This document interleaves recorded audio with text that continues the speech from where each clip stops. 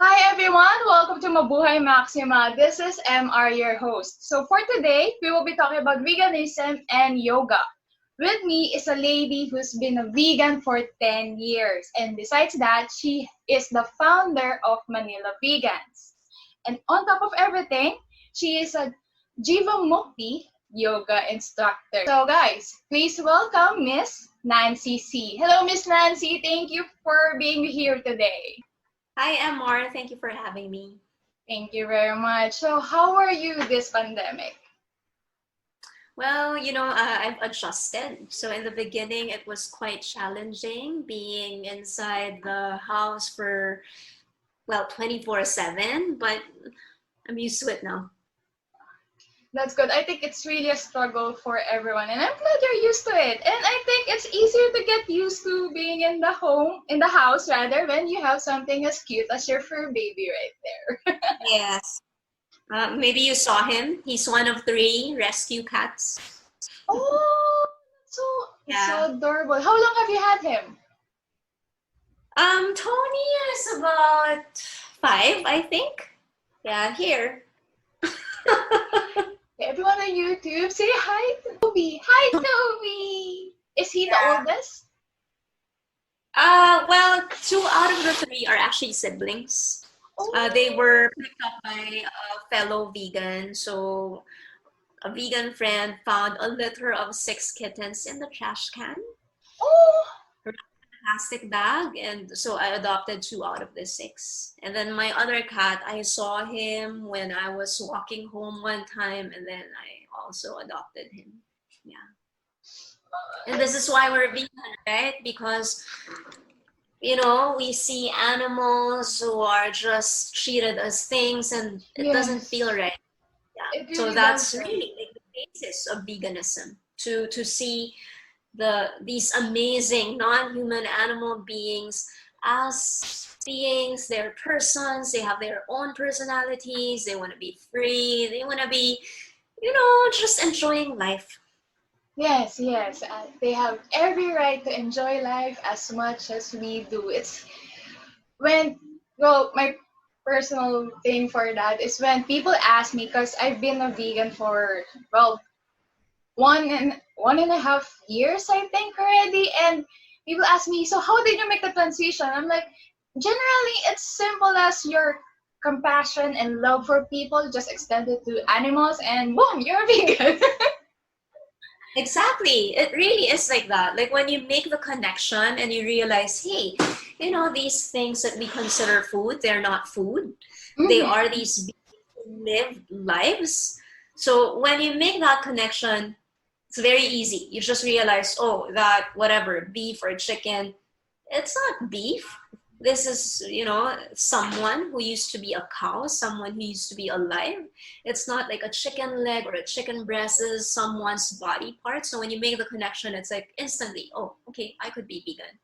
Yeah, it's suddenly, everything is suddenly so different when you do make that connection. Yes, it's like suddenly this veil has been lifted off, and you start to see what's really going on. Because most of us, we grew up eating animal products, we didn't think much of it. And then when you have that realization, either, you just thought of it, or maybe watched or read something, you begin to see, it's very violent. The idea that someone is going to be bred, and then this person is going to be born for the sole purpose of being used for their flesh or for their skin or whatever it is that this particular industry uses them for. Yeah, that's kind of amazing about it. It's like usually there's this moment wherein everything opens up for you, and you realize it's all. You suddenly believe that it's not supposed to be like that. You wish it will be different, and I understand it has been 10 years for you. So what was your moment 10 years ago that made you really decide that, no, I'm gonna be a vegan starting now? I went to a market on a Sunday. So it was actually a Sunday market. And I was getting my food. I wasn't vegan at that time, obviously. And then there was a booth that was giving out starter kits for, I think they didn't even use the word vegan at that time. They used the word vegetarian. Okay. I didn't want to take it, even though this magazine was free, because in my mind, it's like, oh, I don't want to be vegetarian, much less vegan. I might not even know the word vegan at that time. But I took it anyway because the lady was giving out these magazines. She seemed very friendly, and I thought, okay, I'll just take it. Yeah. So there's no. So I was at the market, and then I was literally eating pork barbecue while leafing through that magazine. And it's the first time I read about how animals live in these conditions, what we call farms. So there was a very precise article that made it click for me. So it was about a cow who's going to be transported from the farm to the slaughterhouse. And so the story was about the journey in the truck, where the cow didn't have any water to drink. And then it's the first time that I thought of how the animals live. And I was like, oh, I've never thought of that. I've never experienced that kind of thirst. Because, we feel thirsty and we have access to water. We never had to go through that kind of thirst wherein there's really nothing. And for these cows, this particular cow in the story, it was maybe a day, more than a day, maybe 2 days being in transport in the truck with no water to eat, no water to drink, nothing to eat. And so it kind of disturbed me, but I had some kind of resistance. So after reading that, I thought, I feel sorry for the animals, but I just want to, continue eating meat. I didn't want to change anything. I don't want to inconvenience myself. Yeah.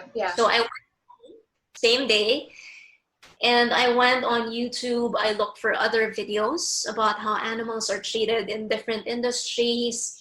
I'm not sure, but maybe I watched a little bit of everything, a little bit of leather, a little bit of fur, a little bit of meat. And then still, it's that same feeling. I feel bad for the animals, but I don't want to make my life difficult. So when it was time for dinner, I went out and I went to KFC at that time because I was denying everything that I watched. And I thought, I'm just going to keep doing what I was doing because I don't want to change. But I took a bite of that chicken, which used to be my favorite. I couldn't finish it. I saw that piece of chicken and I thought, it's not the same. This is not just a piece of chicken. This is someone who suffered. This is someone who died. I felt really uncomfortable. And there was even kind of like an internal debate wherein part of me was thinking, you might as well finish it. You already ordered it. But you really don't want to anymore. It's disgusting at this point. And then there's the other part that said, what about the gravy? What is the gravy made of? And then it's like, the animal product, but I wasn't sure at that time. So what happened was I couldn't finish the meal. I went back home and I thought, okay, I'm gonna try. So I don't know what I don't know what I'm gonna eat the next day. But I'm gonna try. So I didn't know what veganism was exactly. I just thought I would not consume animal flesh. But within that first month, I did a lot of research. I listened to podcasts. I read books. I watched videos. And very quickly, I understood that even eggs, even dairy, they're very violent. We would even say they're more violent than animal flesh. It's surprising. So I had kind of like a part 2 of this realization. So I was at the office at the time. I had a corporate job. And someone was sampling their cupcakes. So at this point, I was still vegetarian because I'm thinking I didn't know how to be vegan. But kind of like leaning towards veganism in the sense that whenever I had a choice outside, I would take the vegan option. But if Okay. there were no vegan options, I wouldn't be too hard on myself. And the things that I have at home, I still had dairy and eggs, but I actually never touched them because I, at this point, already heard about the violence. So my Okay. thinking was, I'm just going to consume what I have, but I'm not going to Mm-hmm. buy anymore. So this Right, was right. maybe a month into it, a month from that KFC episode. Okay. So one was sampling cupcakes, and I thought, well, I'm not vegan yet, so I'll eat it. So I ate it. It tasted good, but I didn't feel good. Instead, I felt Oh. guilty. I felt kind of like disgusted. Of course, I didn't tell the person. Like it tasted good, but there was no pleasure in it.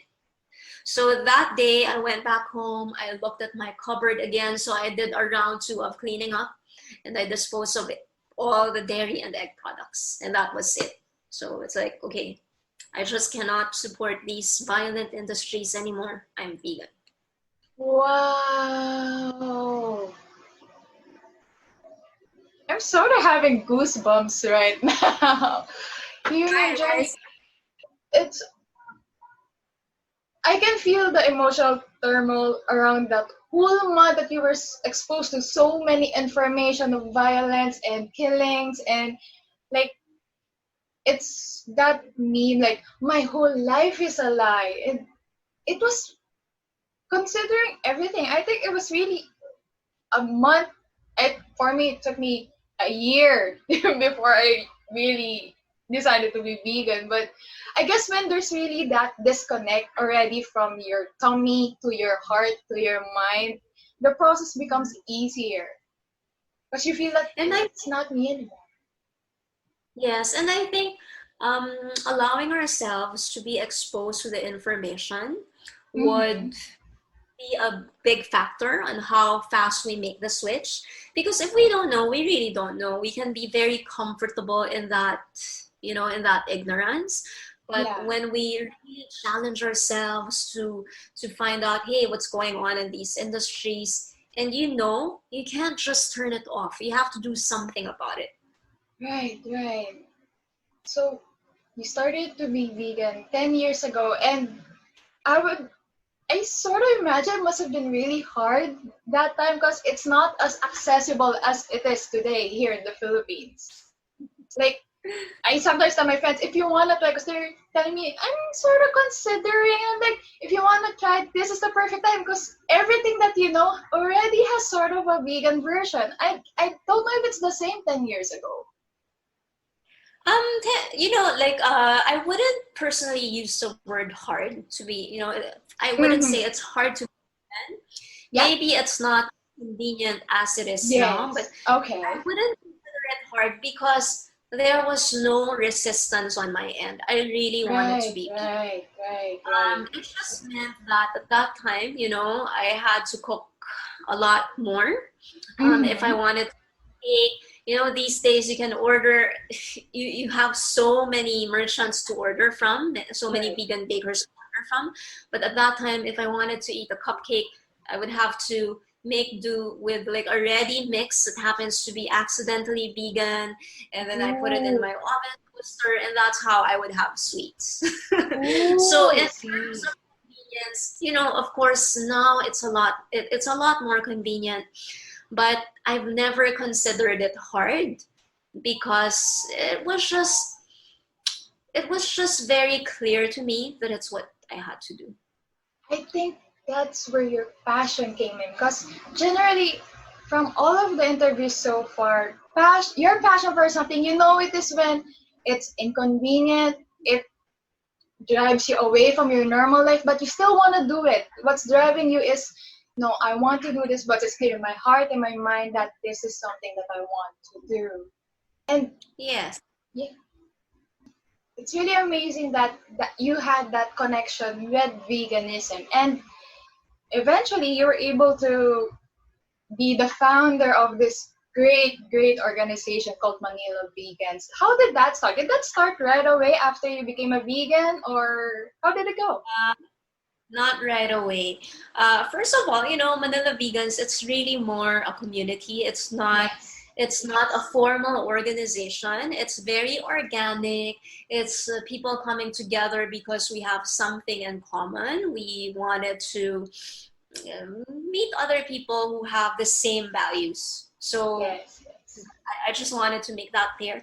I became vegan end of 2009, Mm-hmm. and I founded Manila Vegans in 2014. Oh. So during this time, I had a few vegan friends, but we felt that there was no online community. So Mm-hmm. even the online communities at that time, they were vegetarian. So Mm-hmm. it's not quite the same. Yeah. It's more of the dietary aspects that they're focused on. And I almost felt like I couldn't talk about the things that were important to me. I couldn't talk about animal rights. I couldn't talk Mm-hmm. about, this is really about social justice. And when you see these non-human animal beings, they are someone, they deserve to live. So in the spaces before, it was not like that. Like you couldn't talk about it. So I created Manila Vegans because of that, because I wanted to create a space where we can talk about animal rights and from a more selfish perspective. I didn't know a lot of vegans, and I thought, there probably are other vegans out there. We just didn't know how to find each other. Right, right, So right. That's true. Like I remember when I decided I was just influenced by a colleague who was already vegan. And then when I started, the only person that I know is just her.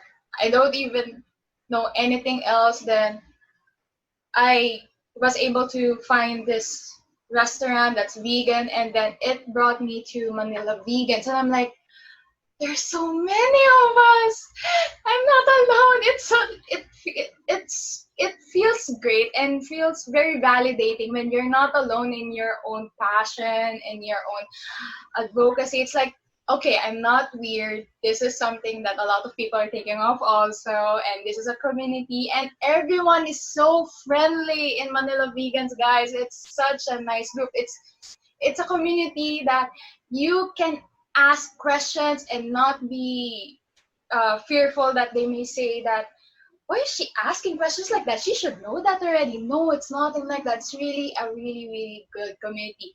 The compassion that we're talking about, when we extend it to animals, we also extend it to each other. It's really, really great. And I'm really, really happy that I found that. Thank you for founding it.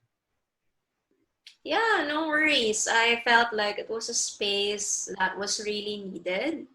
Early on in my veganism, like you, when I became vegan, I didn't know a single vegan. So it's like, are there vegans out there? I think a few months into veganism, I volunteered at PETA. So they used to have this volunteer night. You go there, and even the people I met there were a few vegans, but some of them were vegetarian. Okay. So even then, there weren't a lot of vegans. So for a few years, it was just a handful of vegans that I knew. There were so few of us that we thought this is it. And I remember Oh. one time, one of my vegan friends sent me a text message and said, I saw someone on the street wearing a vegan shirt. Do you know this person? Because we felt that there is one other person. Maybe at that time there were like 7 of us. So we were Mhm. thinking, there's 8 vegan. When you look at the Manila Vegans community and you see all of these people from different places, different walks of life, different backgrounds, and they embrace vegan ethics, and you've never met them, it's so amazing because it has become, I would say more mainstream than it was Yeah, before. yeah, true. It opens a lot of windows, doors to a lot of things. Because I really thought I was alone. Then when I found the group, I realized, okay, so this is not something that only a number of people know. A lot of people know, and there are establishments, businesses, groups, everything that you can think of that relates themselves to veganism. And it's a really beautiful thing. And yeah, it's just really mind-boggling how when everything, when I started my journey, I was like, I really felt so alone. But now it's just like as normal as ABC, 1, 2, 3. I guess with like everything, it's just inconvenient at the start, but once you push through, it's like breathing air, being vegan. Exactly. That's a good point. You know, in the beginning, you would have to make an adjustment. But I would say this is true for everything that is new, whether it's Yes. veganism or, moving to a different city or Yeah, getting a yeah. new job. Everything in the beginning has a learning curve. So I think people tend to forget that. So when they feel, they have the interest to go vegan, but they're not sure how, sometimes it makes them feel somewhat paralyzed. This idea Mhm. that they have to change everything. So Yeah, I yeah. remind them this is just like anything new that you've experienced, and I'm sure you have. Like everyone has started something new. It's kind of like that. So when Yeah. you approach it from that perspective, it feels a little less intimidating. Yes, and there are changes, but I think these changes are all positive because it's about expanding, right? When we Yes, become vegan, yes. it's not that our world became more limited, it became more expansive because we realized, hey, my daily choice, it does affect the animals, it also affects the planet, it also affects human rights. So they're all interconnected. So I think it's an expansion. The changes are positive and basically everyone wins. Yeah, yeah, true. At the end, everyone basically wins. But during the whole process, yes, there is that adjustment period. For you, besides not knowing any more than a handful of vegans when you started, what are the challenges that you faced during your journey? It was the emotional part of it that was difficult, especially the first few months when I didn't know a single vegan. Right, It felt right. as though I was looking at the world whenever I would go out to restaurants, to groceries. It's so glaring. The Mm-hmm. animal use is so normalized, but I don't see it in the same way.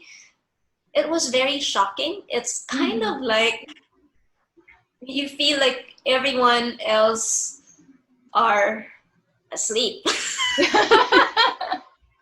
And it was very painful to have this realization of how violent the animal industry is and to have no one around me who truly gets it. That Mm-hmm. was, I'd say that's the biggest struggle. Finding what to eat, learning how to cook. They're minor inconveniences, but Yeah, the yeah. emotional part of awakening to this violence that is so widely accepted, that's the toughest. Right, right. And how were you able to overcome that emotional struggle?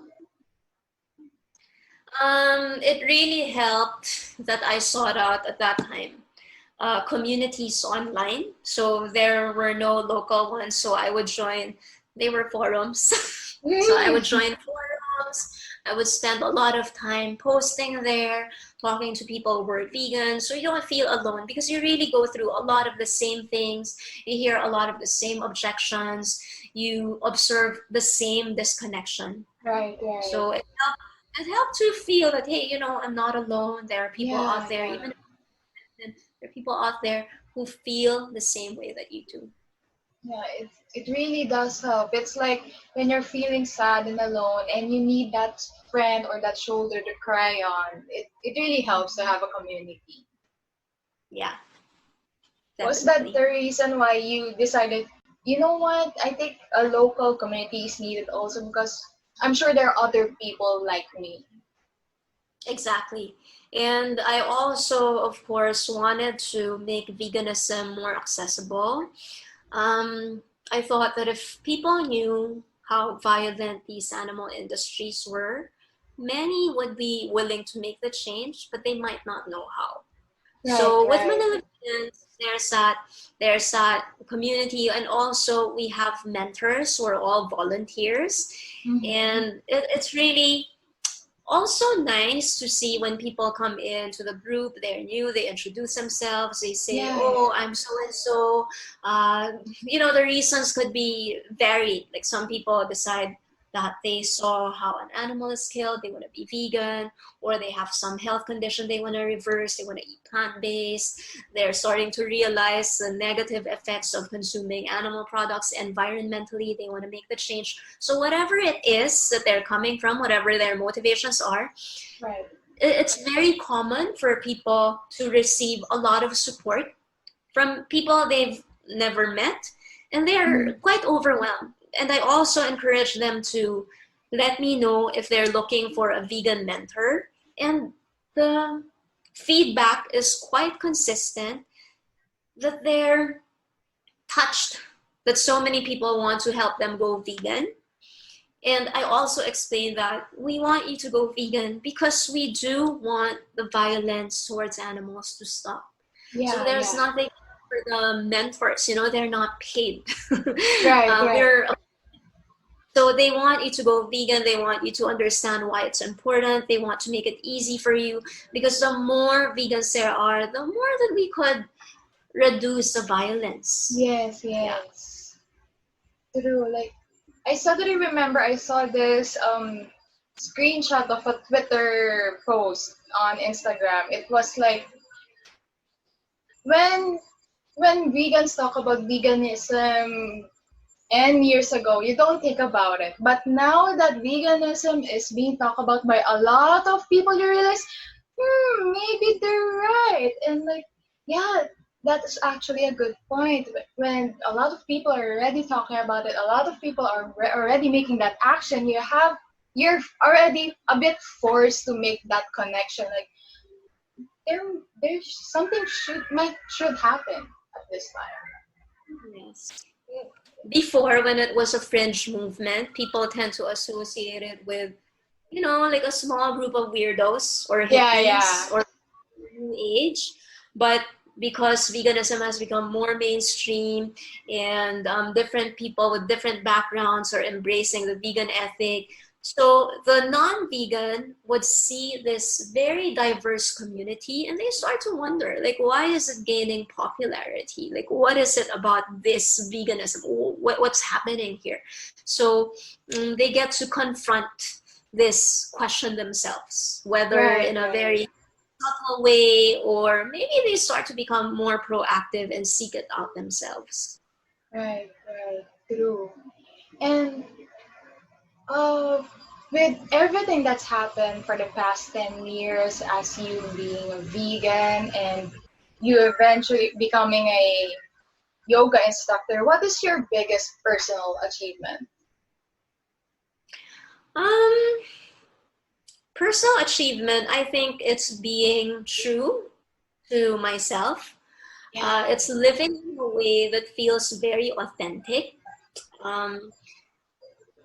Before I was a yoga teacher, I had a corporate job. It was comfortable, but it didn't feel like my life's purpose. It just felt like a job. It just felt thing that I had to do. It was a means to an end. It wasn't fulfilling. It was just something that I had to do because, society dictates that you have a job, you have to. You have to pay the bills. But now, as a yoga teacher, and by the way, the style of yoga that I teach, it emphasizes non-violence. So veganism is at the core of this particular style of yoga. So with this in my life being very central to what I do, it feels like there's no separation between who I am and what I do. So I think, maybe in the conventional sense of the word, it's not an achievement, but it's something that I find very personally fulfilling. I can feel your happiness from here. I don't even know where you are right now, but from a mile away, like, oh, she's so free and true and at peace. I want to be like that. Wow. I'm happy for you that you were able to find this peace of mind, heart, and soul with everything that you do right now. So happy. And thank you. You mentioned a while ago that the style of yoga that you teach centers around veganism. Jivamukti, yes? Can you tell us more about that? Yes, so the word Jivamukti is derived from the Sanskrit word Jivan Mukta. It means enlightened soul. So this particular, it's not, you know, full disclosure, it's not a very old style of yoga. My teachers, the founders of this particular style, they felt that modern yoga, as it is popularized, they only took the exercise part of it, but they left behind. So my teachers wanted to bring back those elements that are lost.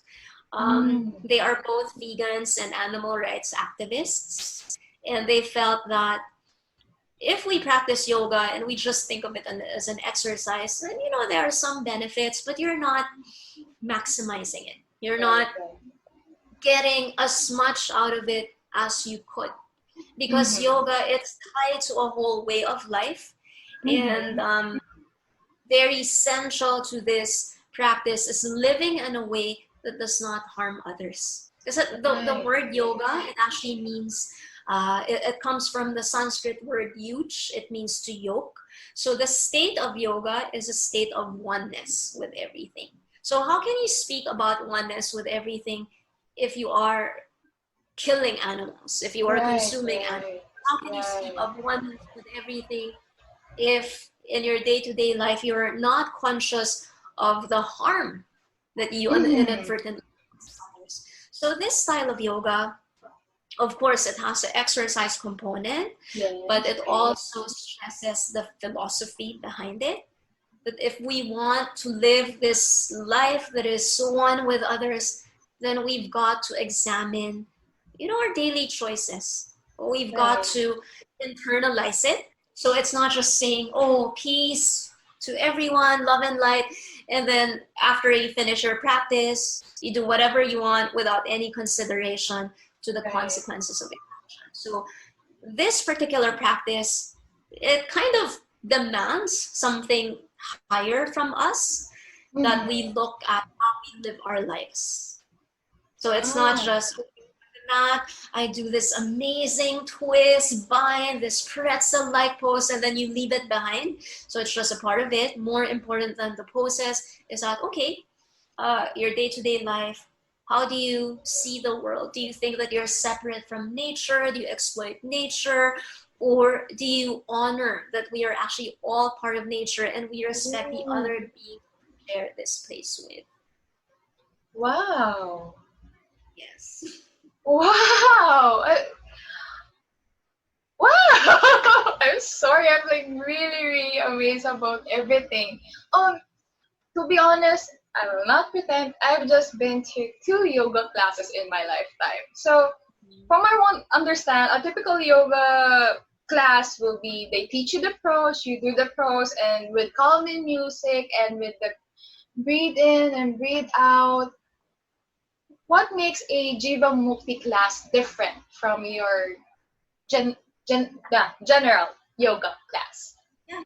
So what you described would make up what we call the asana, or the physical part of the practice. The stretching, the balancing, that would be part of it. So in a typical Jivamukti class, apart from that, we would also include a little bit of chanting. We may draw from philosophical works, whether it's the Yoga Sutras or Bhagavad Gita, or we also borrow from other traditions because we don't think of yoga as a religion. So anything that we can learn from other spiritual traditions, other spiritual teachers, if we can incorporate that, we do. So there's a part in a class typically where the teacher gives a talk. It's kind of like hearing about a 5-minute lecture on Eastern philosophy. Or sometimes it can be in the form of an anecdote, and then there's a little bit of a conclusion, and then you do the physical practice. And typically, many Jivamukti teachers, including myself, we also try to connect the poses with the teachings. And that means that, for example, you're in a pose where you're balancing on one leg. Okay. We have what we call tree pose.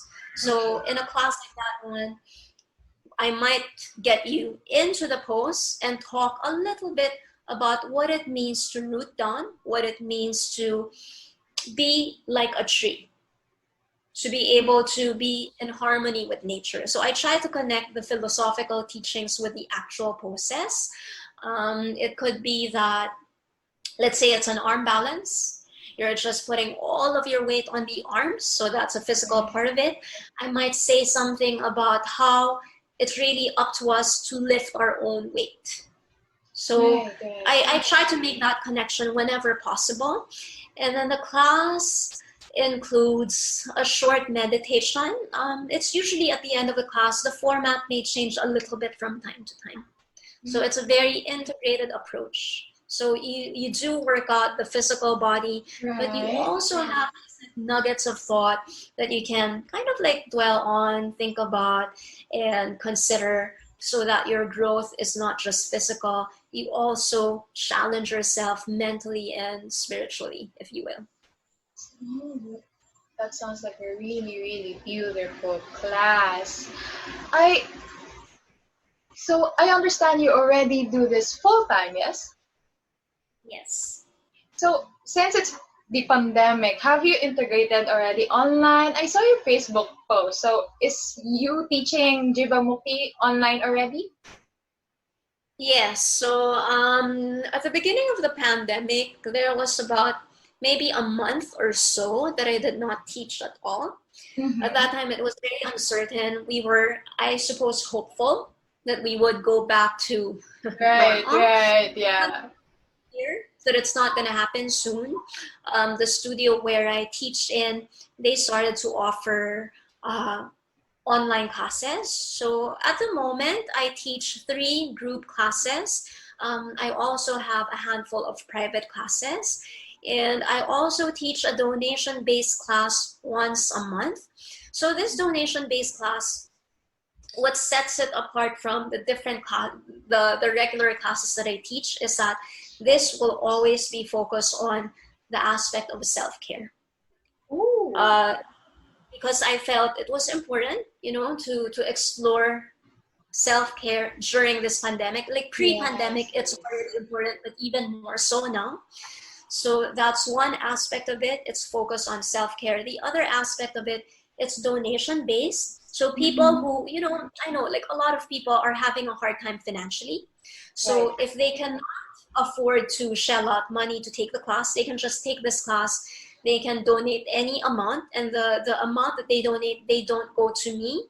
I'm just using this as a platform to support a vegan feeding program. Wow. So for September, the beneficiary is an organization called Fair Play for All. They work with the Payatas community. And so before the pandemic, they were working on educational projects.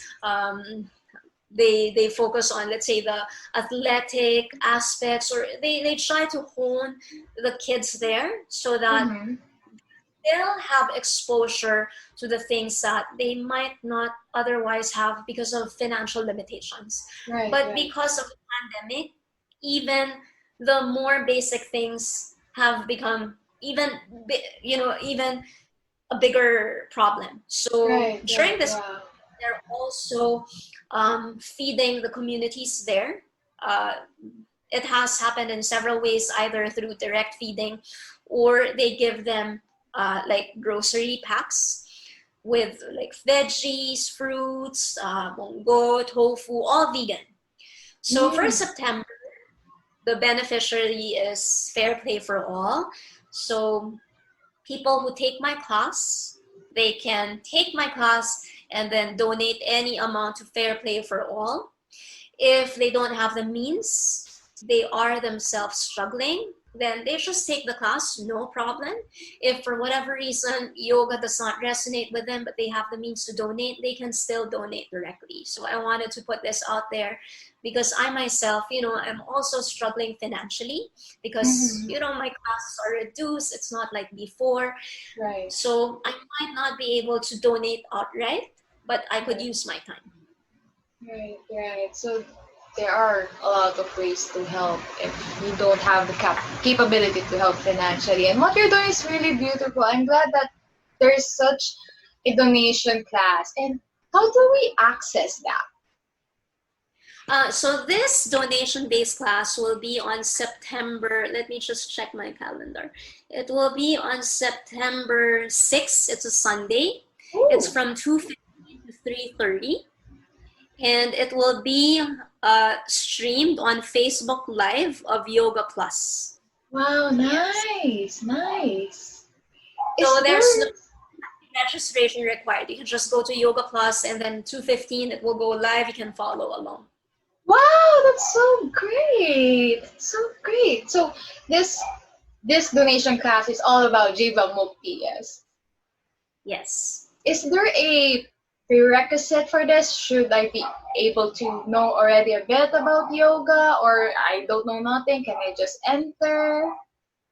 It's for everyone. So this particular class, I keep in mind that people may be joining in never having tried yoga before. So I'm going to make it very open level and beginner friendly. So whenever you take a yoga class, I would say try to keep an open mind. You don't have to do everything.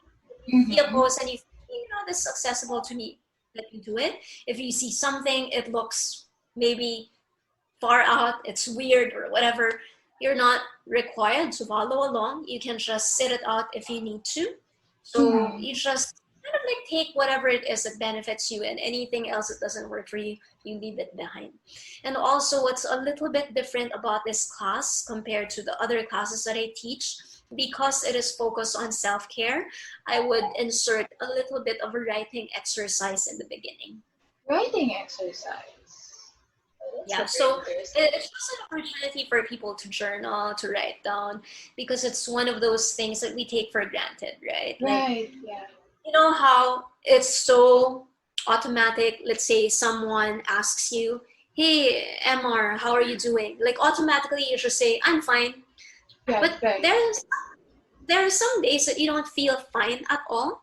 So there are these like little pockets of not like intentional dishonesty, but more of kind of suppress how you really feel. And I think it adds up. And part of self-care is to be able to process that. Right. I think that's also one of the hardest parts of healing yourself, learning more about yourself, is to admit that I need to do something about myself. That there has to be this proactive approach. Thank you for that. So no requirement whatsoever for the class. You can be a total newbie. There's no problem. You can be an expert. There's also no problem. Yes. That's the thing with yoga. You start with whatever it is that you have. Some people think, I'm not flexible. Can I do yoga? Or some people say, my lifestyle is so lethargic. Can I do yoga? The thing with yoga is that you can start like wherever you are, because it's not a competition. You start wherever you are, and you allow yourself to grow into the practice. You allow yourself to progress. Because that's what it's about. You're not you're not competing. You're not looking for who is the most amazing like backbender. It's not about that. It's about going inwards. And if in one session or several sessions or over the course of a period of time, if you're able to be at ease with yourself, even just a little bit, then that's progress. Then it has already helped you in some way.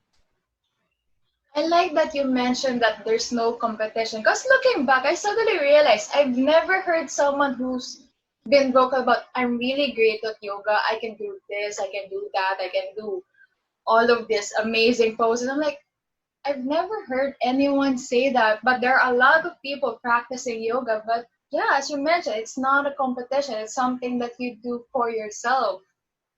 It's really nice. I think it removes all of the pressure.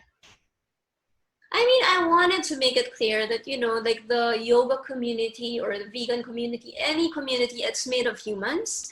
So, people are human, people are imperfect, egos are there, but it doesn't mean that if you see that ego coming up that you dismiss the whole thing, because it's at the end of the day your personal practice. So maybe if you see that yoga, the exercises, they're kind of being used as acrobatics, it's fine. If some people find that it's entertaining, it's fun, and they're not very they don't resonate with the internal aspects of it, it's fine.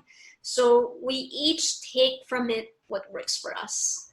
Right. Oh, I'm really so excited for this class already. So we have that donation drive. And besides that, you have your regular classes. How often does that happen? So my regular yoga classes, which I teach through Yoga Plus, they're 3 times a week. So Wednesday at 7 p.m., Friday at 5 p.m., and Saturday at 4 p.m. I also teach private classes. So the private classes are for people who want individual attention. They want a more, like a schedule that works for them. I have students who take my class like Sunday morning. I have a private class now, believe it or not, that starts at 4:45 a.m. Wow, so early. Great start to the morning, but so early in the morning. So, it's really a different approach. Like people who take the group classes, they weave it into their routine, which is great. Mm-hmm. Someone who take the private classes, they choose to do so because that is what works for them. True. It's great that you're offering these private classes to accommodate as many people as you can. It's really, really good. And do you mind telling us how much exactly is a group class, a private class? The group class through Yoga Plus, it kind of depends because there are different packages. So there would be a different price point if you're taking it for 1 month and it's unlimited. It's also different if you're taking it, say, for a week. I see. And my private classes, the fee that I charge is based on the time. If it's 1 hour or 75 minutes or 90 minutes. Obviously, the private classes would cost more because it's one-on-one attention. And, the group classes through Yoga Plus, they would be more like cost efficient because apart from my classes, you can also take other styles of yoga. Awesome. Thank you. It really sounds like yoga is really beginner friendly, especially the Jivamukti class. If we don't know where to start, we can start with the donation class, and at the same time, we're helping other people through the vegan freedom program. It's really, really good. It's really great, especially at this time, because self-care is something that's being taken for granted, but it's more important now than ever. Mm-hmm. That's right. Yeah.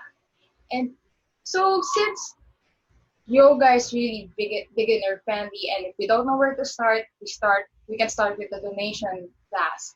How about for veganism? What is your general advice for anyone who's thinking to start but has all of this fears at the back of their head?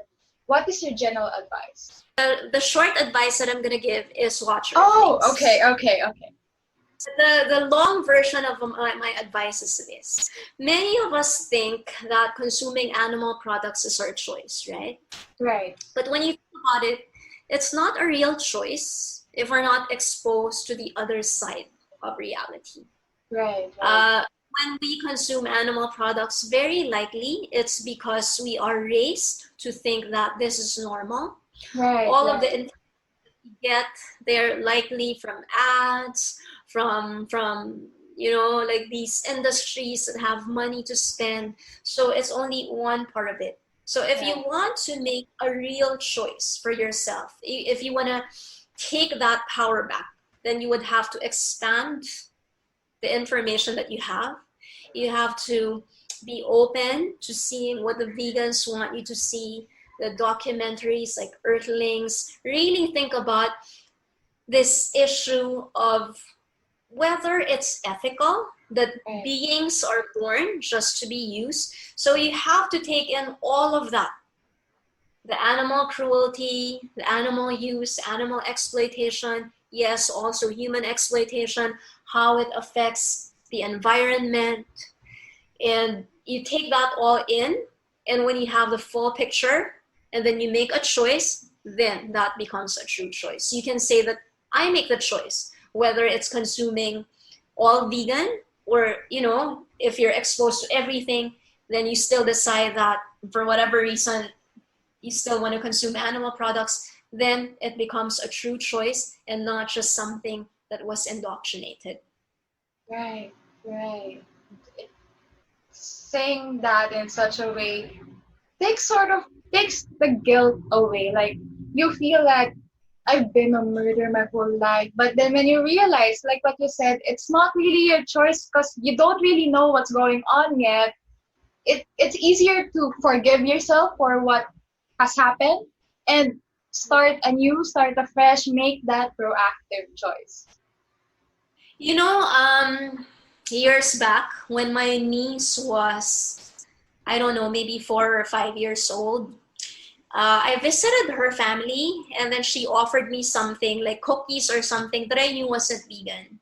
Right. So I thought, okay, I have to explain to this kid that I'm vegan in a way that she would understand. So I said, thank you, I appreciate it, but I'm not going to eat it because this comes from animals. And then she looked at me, and then I think she may have even rolled her eyes.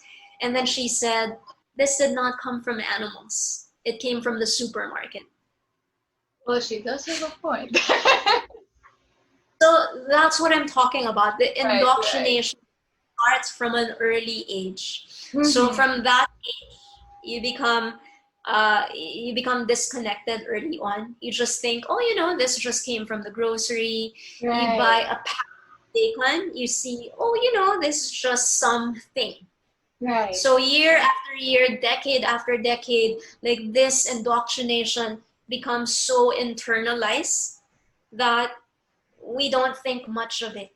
Right. So being vegan is really about taking our power back.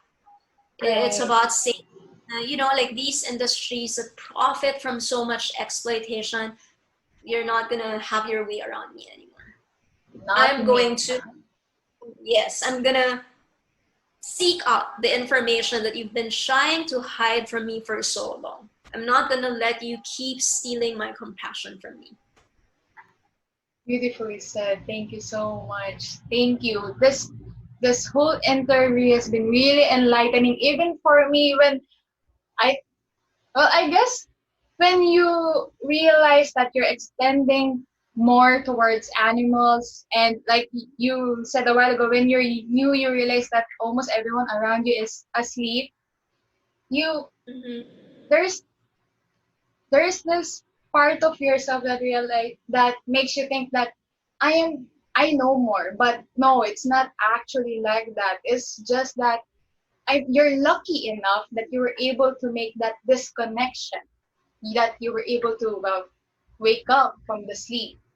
Like the way I see it, it's not about, because they often say something like vegans are forcing their views, right? I don't think of it that way. I don't think of it as, vegans trying to push their agenda. It's more that these industries that have profited for so long from animal exploitation industries, they are the ones who are fooling us. Right. So it's not the vegans who are saying, hey, non-vegans, look, it's more that, hey, my non-vegan friends, look at what these industries are doing to us. Look at what they're trying to get away with, like this elaborate scam that they're trying to get away. Right. It sounds all nice and pretty, and well, as my non-vegan farmer self would say, a delicious front.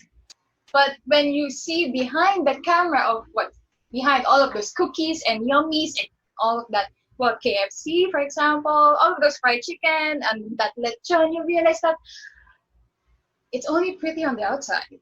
It's really violent on the inside. It's so senseless, right?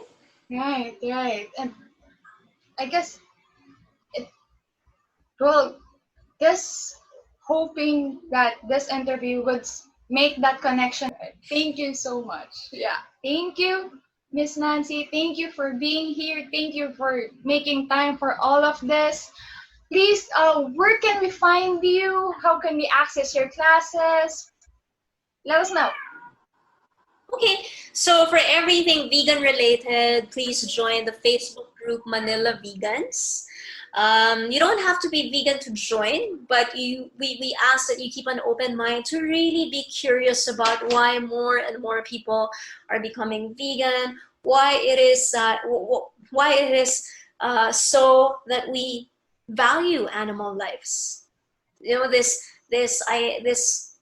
concept that we are trying to break down, that animals are also important. Like, for sure, our appetite, our pleasure, our convenience, these are not more important than the freedom or life of an animal. So there's Manila Vegans Facebook group for that. For Jivamukti Yoga, my schedule is up on Yoga Plus. I also have a website, Manila Jiva, so manilajiva.com. So my public schedule is there, and for people who are interested in taking private classes, you can also make your inquiries there. Thank you so much. Thank you for being an inspiration to a lot of Filipino vegans in the community and outside. Thank you for sharing your voice. Thank you for making time today. It's really been an honor, really. You have no idea. Thank you so much. Thank you, Emor. I'm always glad to have a platform to talk about veganism. I think it's a very important social justice issue. Thank you for choosing to be vegan as well. Thank you. Guys, thank you so much. If you're still here, you're still listening, thank you for listening in. Thank you for keeping an open mind. If you have any questions, any comments about this episode or anything of vegan related, Jivamukti, or about the podcast, please hit us a message, MR Maximo, and with me is Miss Nancy C. And with that, I will see you guys in the next episode. God bless you all. Have a great week. Bye-bye.